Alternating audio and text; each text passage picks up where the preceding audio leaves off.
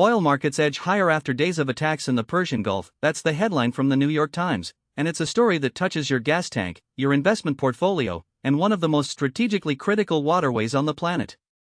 Here's where things stand.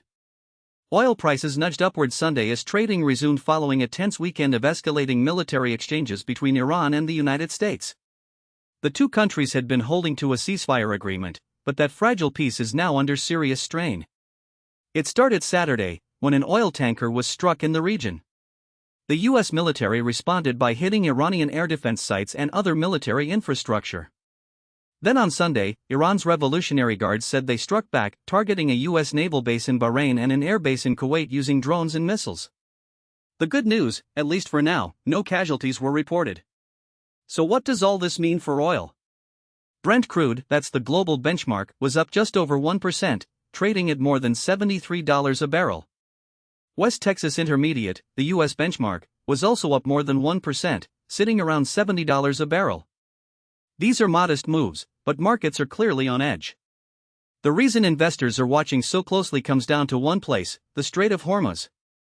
This is a narrow waterway sitting between Iran and Oman, and on a normal day, it carries as much as 1/5 of the world's entire oil supply. Disrupt that, and you disrupt global energy markets, full stop. Meanwhile, on the stock side, futures on the S&P 500 pointed to a slight gain when U.S. markets reopened Monday, after a rough week driven by volatility in tech shares as investors grew nervous about the pace of spending on artificial intelligence. And for anyone filling up at the pump this week, gas prices did dip slightly on Sunday, with the national average sitting at $3.87 a gallon according to AAA. Diesel fell too, averaging $4.89. But here's the number that really puts it in context. Both gas and diesel are still up about 30% since this war began.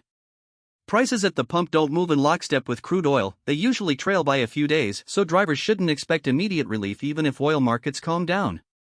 That's the state of things as the week begins, a shaky ceasefire, a critical shipping lane under threat, and markets holding their breath to see what comes next.